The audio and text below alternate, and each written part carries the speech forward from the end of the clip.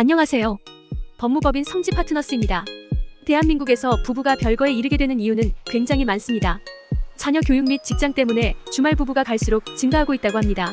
하지만 이러한 경우라면 부부 간에 충분한 협의가 이루어진 이후에 결정되는 것이기 때문에 큰 문제가 되지 않습니다.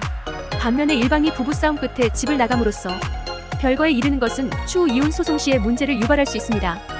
이혼 소송은 기본적으로 유책주의를 채택하고 있어 혼인 파탄에 책임이 있는 당사자는 이혼을 청구할 수 없을 뿐만 아니라 상대방의 이혼 소송 및 위자료 청구에도 대응하기 힘들어집니다.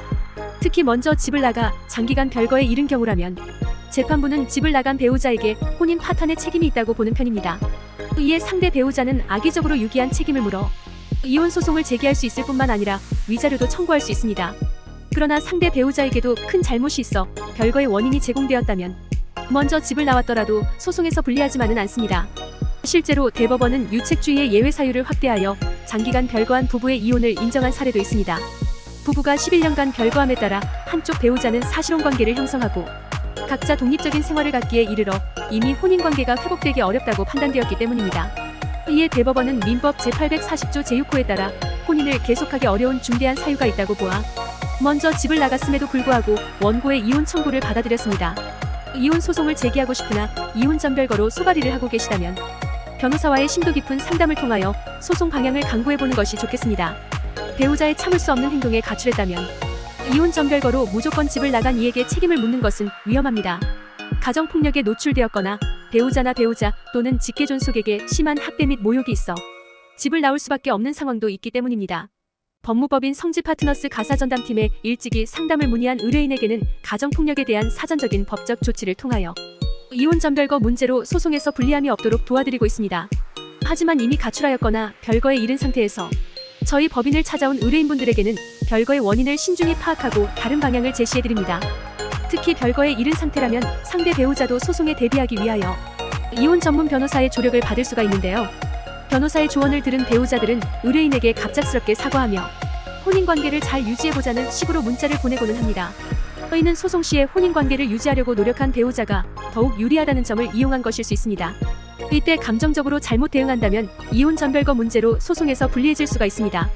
이혼 과정에 있을 때 시시때때로 발생되는 이러한 문제들을 올바르게 대응하기 위해서라도 이혼 전문 변호사의 조언이 필요합니다. 집에서 먼저 나와 별거에 이르렀다는 책임이 배우자에게 있어 소송이 불리할 때에도 법무법인 성지 파트너스 가사전담팀은 수천 건의 가사소송을 경험하여 얻은 데이터를 통하여 해결 방안을 마련할 수 있습니다.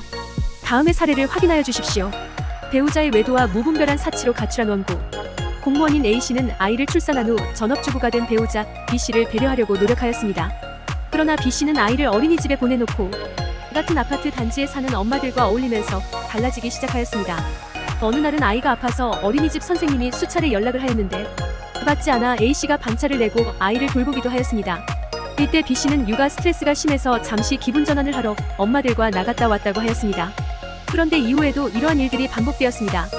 A씨는 B씨의 변한 모습에 의심을 가지고 있던 차에 B씨가 함께 어울렸던 엄마들 중 한 명의 연락을 받았습니다. 배우자가 1,000만 원을 빌렸는데 갚지 않고 있다는 것입니다. 그 돈을 어디에 사용하려고 빌렸는지 모르니 유흥에 사용하였을 것이라는 말을 들었습니다.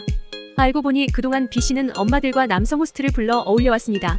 A씨가 B씨에게 사실대로 털어놓으라고 하니 B씨는 장기카드 대출 내역을 보여주며 빚이 있다는 고백도 하였습니다. A씨는 당장 이혼하고 싶었으나 아직 3살밖에 안 된 아이를 생각하여 마음을 다잡고 빚을 갚아주었습니다. 그러나 B씨의 외도와 무분별한 사치 행위가 반복되었습니다. A씨가 B씨를 쫓아내려고 하였으나 나가지 않자 A씨가 집을 나왔습니다. 아이는 A씨의 부모님께서 돌보게 되었습니다. 별거는 2년간 지속되었습니다. A씨는 더 이상 혼인관계를 유지할 수 없다고 판단하여 법무법인 성지 파트너스의 가사전담팀과 함께 이혼 소송을 제기하였습니다. 그러나 B씨는 육아 스트레스로 우울증이 생긴 와중에도 혼인을 유지하기 위하여 노력하였다며 가출한 유책 배우자인 A씨의 이혼 청구는 받아들일 수 없다고 주장하였습니다. 의뢰인의 대리인인 담당 변호사는 별거 이전부터 B씨의 부정행위로 혼인관계는 이미 유지하기 힘든 수준에 이르렀음을 밝히고 외도 증거를 제출하고 무분별한 사치 행위를 입증하여 혼인 파탄의 책임은 전적으로 B씨에게 있음을 주장하였습니다. 이에 가정법원은 혼인 파탄의 근본적이고 주된 책임이 피고에게 있다며 A씨의 이혼 청구를 받아들였습니다. 당시 B씨 측에서 아이를 위하여 혼인관계를 유지하여야 한다며 A씨를 회유하려고 시도하였고 이후 재판 과정에서도 A씨가 혼인관계 유지를 위하여 노력하지 않은 잘못을 따지기도 하였는데요. 이러한 행동들을 미리 예상하고 있었기에 이혼 전별거 문제로 소송에서 불리해질 수 있는 위험을 사전에 방지할 수 있었습니다. 이혼 소송은 이 밖에도 양육권, 재산분할 문제도 발생할 수가 있습니다. 그러나 신뢰할 수 있는 변호사와 잘 준비한다면 부당한 결과를 받는 일은 없을 것입니다. 의상 법무법인 성지 파트너스였습니다. 감사합니다.